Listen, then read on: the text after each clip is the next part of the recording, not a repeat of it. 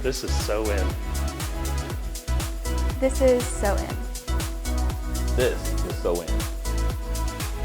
This is SoIN. This is SoIN.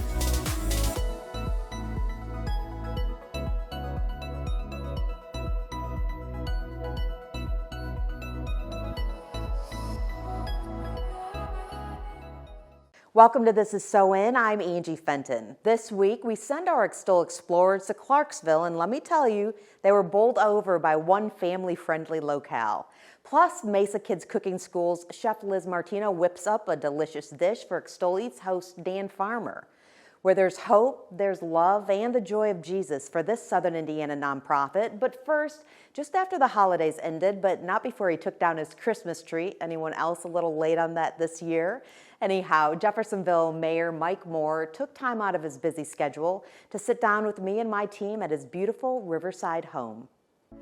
Mayor Moore, you started serving January 1, 2012. So looking back at, already what is a long career as mayor of Jeffersonville, what has been your most memorable moment?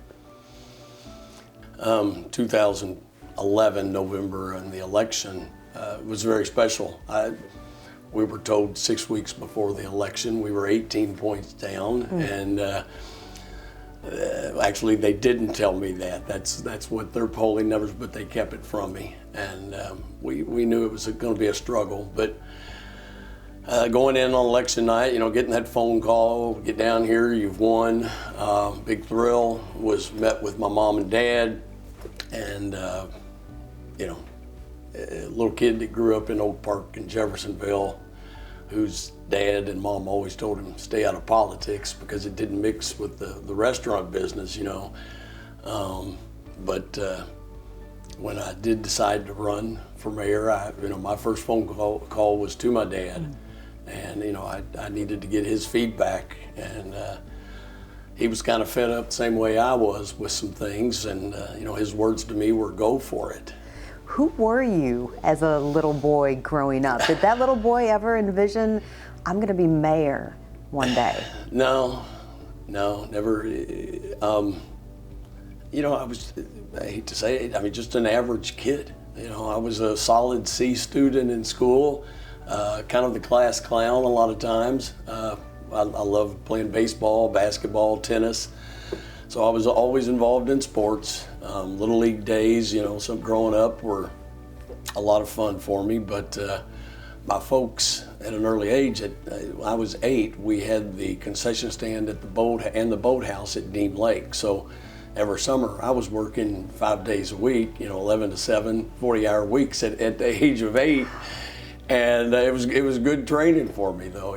Dad and Mom wanted to make sure we knew what it was like to put in a tough day of work. And Dad bought a little farm on the outskirts of the city when I was probably, 10 or 12. But he used to have Chuck, my brother, and we used to go over there, and Dad planted potatoes. And when we got done picking the potatoes, he'd offer us to Harold Armstrong to, hey, you need some help baling hay, I'm going to send my boys over. So you were a hard worker. Oh, well, I don't know. If you talk to my brother, he'd probably disagree with you. But my life has never really been in politics about Democrat or Republican.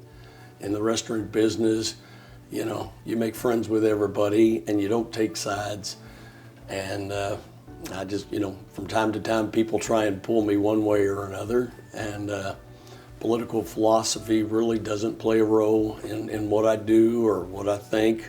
And if you talk to me about my beliefs on things, you'd probably struggle to figure out if I'm a Republican or a Democrat. I think Clark County, for the most part, is a conservative area. Whether you're a D or an R, most people lean probably, to the middle or conservative on issues. I certainly have some liberal leanings as well.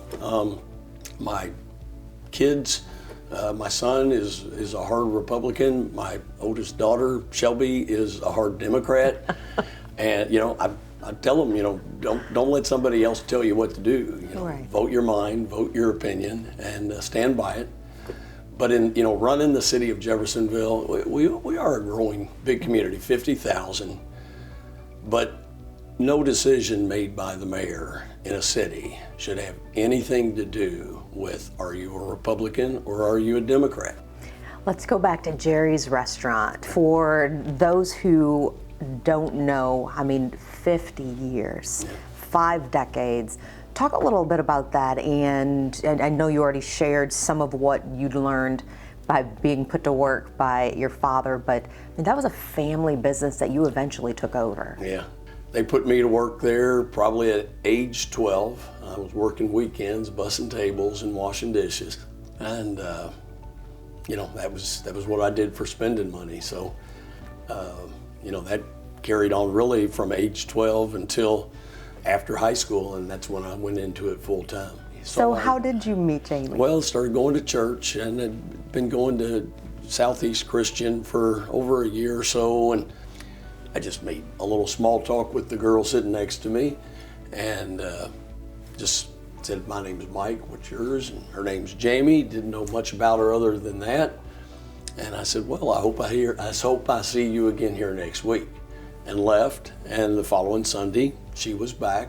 And I told Shelby, my daughter, probably a couple of weeks in, I think I found somebody special. Mm-hmm. So, and come to find out that wasn't even her church. Her friend had brought her that day. It was the only time she had been to Southeast. And, it was almost like God had a place for us to meet, and I'm very happy now.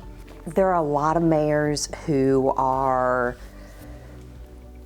inactive, let's say, on social media. I can't say that there are a lot of mayors who have a dog who has social media accounts. Yours does. Puddin is, has to be the most well-known dog, at least in this city. What's her story? Puddin came to me at a time when my kids saw their dad, who had just been divorced a few months earlier and looked kind of lonely. And my children had said, Dad, you need to adopt a dog. And we went to the J.B. Ogle Animal Shelter, which is now the Jeffersonville Animal Shelter. And I had seen this picture of this dog. At that time, her name was Bailey. And we went there, and she was out actually getting groomed at the time. So we waited around a few minutes. And when she gets there, she walks straight over to me. I'm standing in the parking lot. And she plops down at my feet and turns her head and looks up at me. I was like, oh, I'm a sucker here. This dog's going home with me. You live in a little slice of heaven here on the Ohio River in Jeffersonville. How did you pick this spot? Well, my brother lives 3 doors down, and this house, very small house on a 27-foot wide lot. I call it the whole 9 yards. But it was just a fish camp that a couple that lived in Louisville used to come over on the weekends, and they decided they were going to sell it. The house really wasn't much to look at, pretty run down. I tore the walls out, tore the floor out, tore the ceiling out.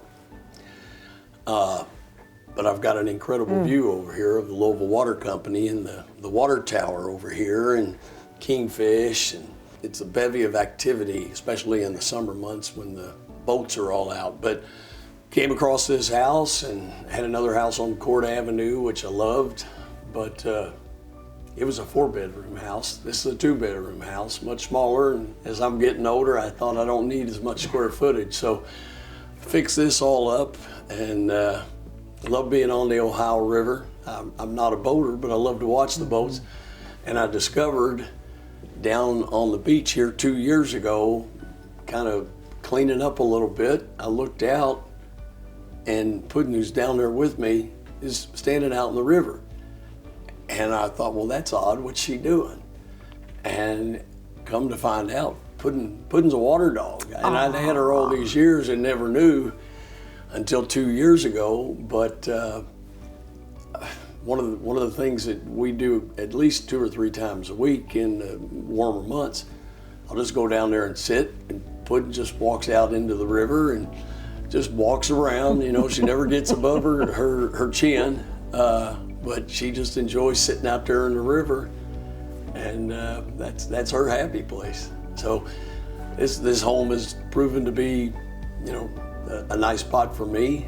It's 1,300 square foot, but I look out my front deck here, and I've got the Ohio River, and very low maintenance. Don't even have a single blade of grass here, and you know, I'm 1 mile away from my mom. I'm 3 doors down from my brother, and kind of in the middle part of the city of Jeffersonville, so I'm pretty happy.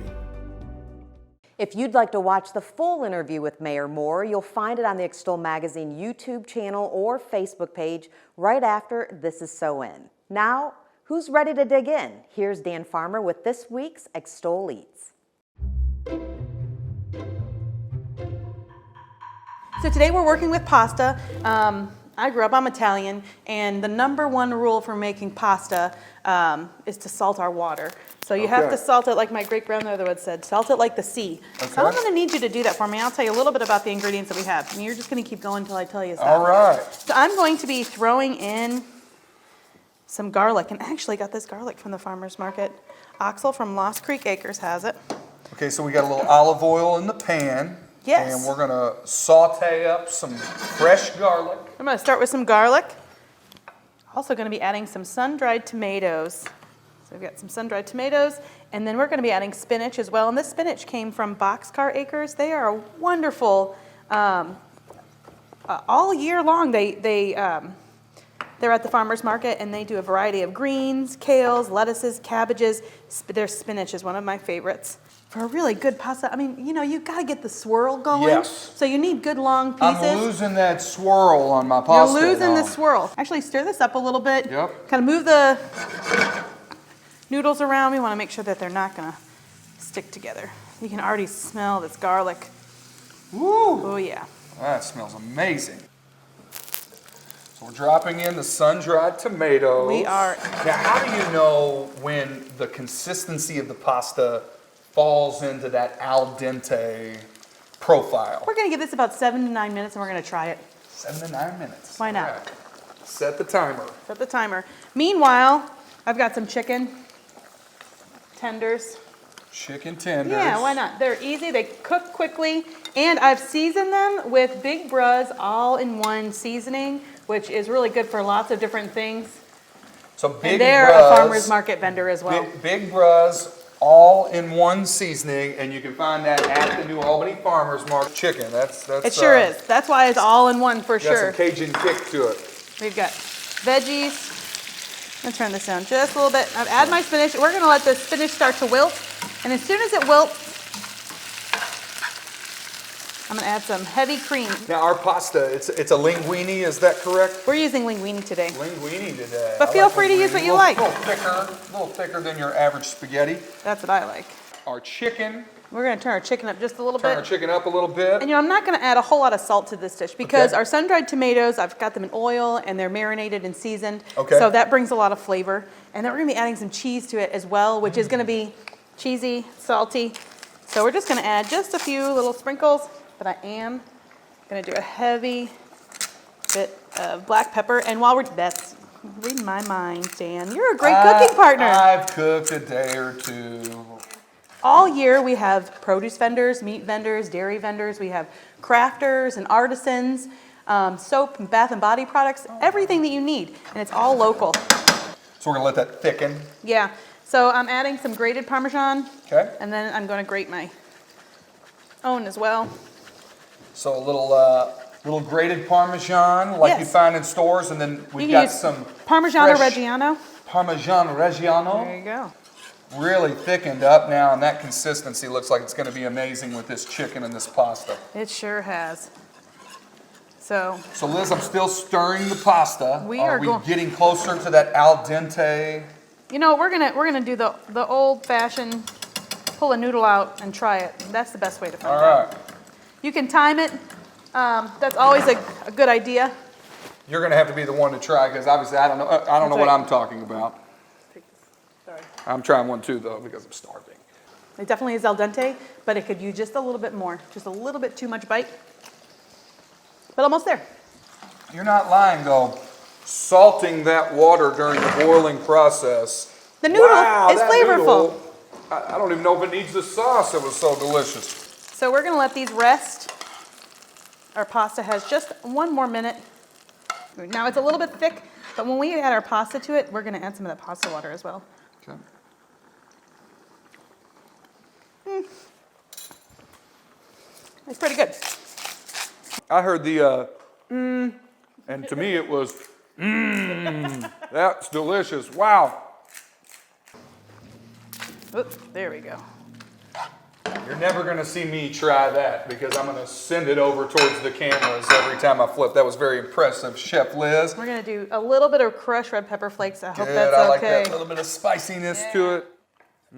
I love pairing a bit of Cajun spice or, that char with something like pasta because it's a contrasting flavor and you can definitely taste the chicken and you can definitely taste the pasta. That's exactly what I was gonna say. That this chicken is perfectly cooked and it's got the nice texture as well as a little bit of Cajun seasoning to it with that Big Bruz all in one. I'm a big fan already. Let's see what happens when we get it all together. Gonna do the old swirl. There we go. For your presentation at home, give it a little bit of a swirl before you give it to your family members. They're just going to appreciate you that much more and they won't even know why. I'll tell you what, even if you're just cooking for yourself, there is absolutely nothing wrong with enjoying cooking and enjoying what you eat and making it special for you. I think that's a bit Absolutely. of self-care. Absolutely. What a message. So mine's a little messier than yours, but I don't The mind. kids at Mesa Kids Cooking School are in perfect hands. What a message. So lay the chicken right over the top. Sure are. We've been cooking together all morning. Yeah, we have. Your hands have done great. Mine are burnt to a crisp. No big deal. And of Kidding, course, we're good.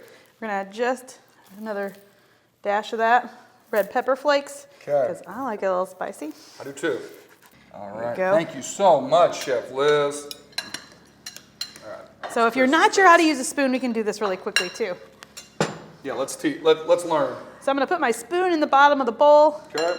So I've got some pasta right on it, and I'm gonna put my fork right on the spoon and just start twirling, and all of the pasta and yummy goodness is gonna come right along on the fork.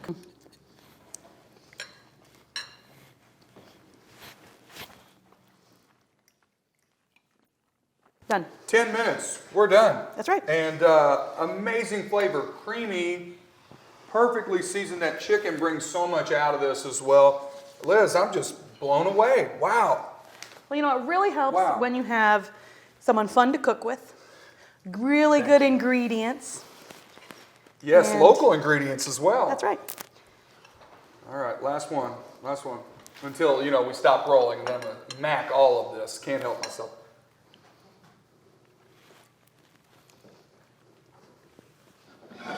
I think the second bite was better. We got a little more of the sun-dried tomato and the spinach in that bite. Fabulous. I mean, just fabulous. What a plate of food. Chef Liz, thank you so much for not only cooking for us today, teaching everybody at home about this meal, but also everything you do for the community with Mesa as well as the New Albany Farmers Market. Thank you so much. We love having you. Thank you so much for having me.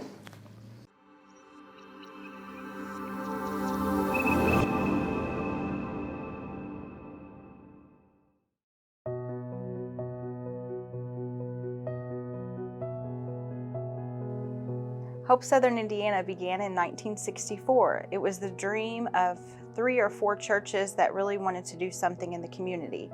So they set aside their denominations so they could work together and really help the community. And in that period of time in 1964, churches really had barriers and boundaries of denominations. So Downtown Neighborhood Council was created as a first time ever church collaboration. That's how Hope Southern Indiana began. The mission and vision of Hope Southern Indiana is to reach the community that's underserved, underprivileged, marginalized in some way, form or fashion. So we do not discriminate whatsoever. We may be faith-based, but that doesn't mean we stop anyone at the door for any belief that they may have. We have sponsorships from many, many local churches, individuals, businesses, volunteers that actually volunteer here that actually help us as well. They range from monetary to gifts to food to physical support whenever we need it, handing out baskets, making food baskets, decorating, wrapping gifts. So it's a long process. Christmas and Thanksgiving are a one-day affair, but for us it's a 4-month affair that is continual. As Dare to Care liaison for Hope Southern Indiana, I have the direct link and contacts with the organization Dare to Care out of Louisville, Kentucky. They bring us all kinds of food from fresh produce, meats, all kinds of food, but we also get our government food, the USDA food from shipped from them as well, scheduled shipments from them. Clients will come and see me and I will help them out with their rent, utilities, birth certificates, general case management as needed.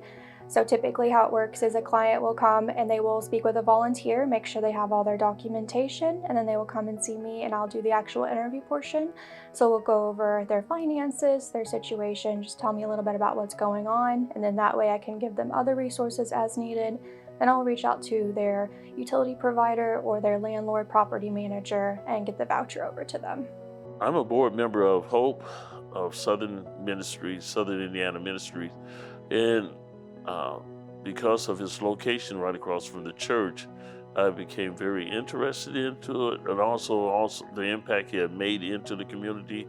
And I know that with connecting with them, the church will also be doing some of the same things. I do not believe in duplicating what others nonprofit organizations are doing, and so often that's what happened with the church, and I seen what Hope was doing. So I was trying to partner with them with many aspects of what the church is about helping people, not only spiritually, but also physically and mentally. Every day that I work here, it's fulfilling me spiritually, more than just my hands being of use to the community. It definitely is a two-way street. I tell several clients that I see on a regular basis, I was really looking forward to seeing you today, and you know that really has lifted me and carried me through my day. And it is returned with them. When they're greeted positively, the payback is just overwhelming. And very often you will hear a client walking away, this is such a great place. That's what's so huge about it here, is it's more than dollars in, dollars out, money in, money out. But it's just getting people to where they can get back on their feet. They're heartbroken sometimes, a lot of times, and it's hard, but we're here for them. So, and that's what I enjoy most about the job. Our staff at Hope Southern Indiana are like any other agency out there. They're kind, giving, loving people. But what does separate them apart from other agencies is their hearts are so big. They want to help. Our motto here is, how can we help? Not find out how we can't help. We want to help. We want to make a difference. We want to be there and give them support services. So whether it's prayer they need, whether it's food, whether it's rent assistance, utility assistance, whatever that may be, our staff are dedicated to helping the families.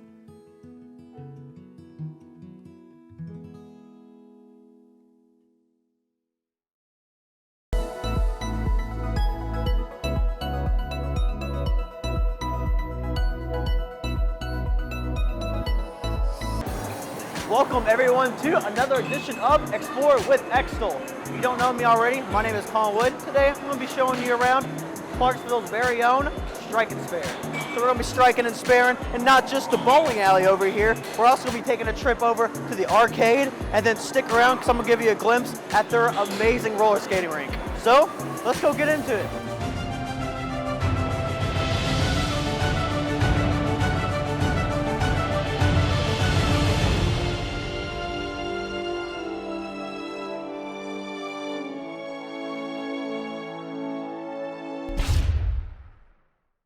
I don't know what to do, guys. I can't find a worthy competition for my bowling skills. Maybe I should just go home or something. Wait a second. Is that Lucas? Not half bad. From to give my honest opinion. But tune in until next time. I'm just gonna finish this burger. Oh my! It's Colin Wood. I gotta go. I think I'm gonna bowl this guy. What are you doing here? I came here to Strike and Spare trying to find a competitor that's worthy of competing against me. Really? Well, I'm actually the greatest bowler around town, so you're in good hands. You don't say. Sounds like a perfect match. Sure.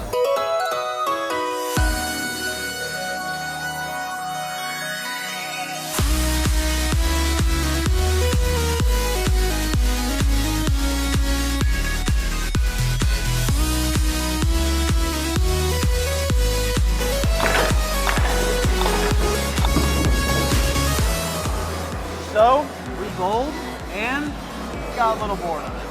Yep, as you see, we got all strikes, so I think we're gonna move on to something else here. But Lucas, there's so much stuff here. How are we gonna be able to do it all? Yeah, you're right. I'll tell you what, we'll split up. I take 2 things, you take 2 things. Let's do it. Laser tag.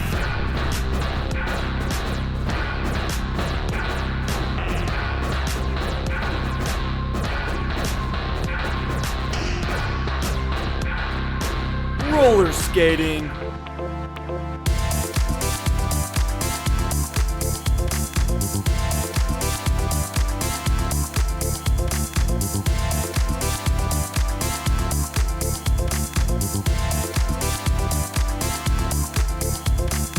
Bumper cars.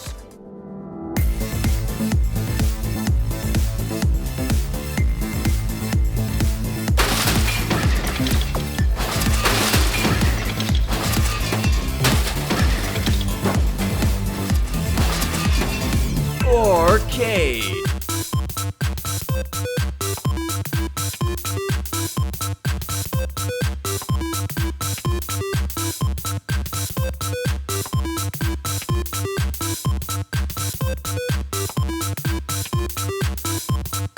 As you can tell, we had a blast at Strike and Spare here in Clarksville. Tune in next time for when we explore our next adventure here at Explore with Extol.